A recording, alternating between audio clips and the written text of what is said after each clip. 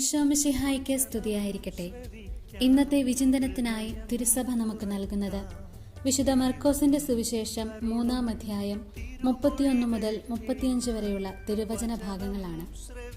ഒരു ക്രിസ്തു ശിഷ്യൻ എങ്ങനെയായിരിക്കണം എന്ന ബോധ്യവും ക്രിസ്തു ശിഷ്യന്റെ കടമയിലേക്കുള്ള ഒരു വെല്ലുവിളിയുമാണ് ഈ തിരുവചനത്തിൽ വെളിവാക്കപ്പെടുന്നത്. ആരാണ് എൻ്റെ അമ്മയും സഹോദരങ്ങളും എന്ന ചോദ്യത്തോടെ ആരംഭിക്കുന്ന വചനം ദൈവഹിതം നിറവേറ്റുന്നവരാണ് അവൻ്റെ ഉറ്റവരെന്ന ഉത്തരത്തോടെ അവസാനിക്കുന്നത് നാം വായിക്കുന്നു.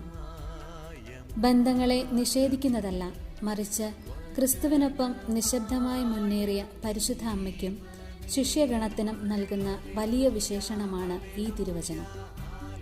അവളെ അനുകരിക്കുക എന്ന ഒരു ആഹ്വാനവും ക്രിസ്തു നമുക്ക് മുന്നിൽ വയ്ക്കുന്നുണ്ട്.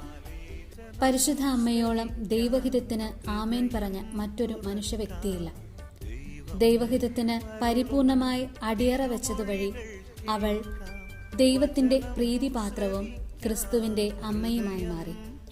ക്രിസ്തു ശിഷ്യരെന്ന നിലയിൽ നാമും ക്രിസ്തുവായി തീരാൻ വിളിക്കപ്പെട്ടവരാണ്. ദൈവഹിതം നിറവേറ്റുന്ന ഓരോ നിമിഷവും നാം യേശുവിന്റെ ഹൃദയത്തിൽ സ്ഥാനം പിടിക്കുന്നു. അങ്ങനെ അവന്റെ ഉറ്റവരായി മാറുന്നു. നമുക്കും വിചിന്തനം ചെയ്യാം. നാം അവന്റെ ഉറ്റവരുടെ ഗണത്തിലോ അതോ ജനക്കൂട്ടത്തിന്റെ ഇടയിലെ കാഴ്ചക്കാരോ?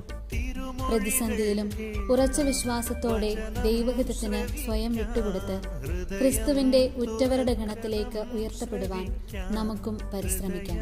ആമേൻ.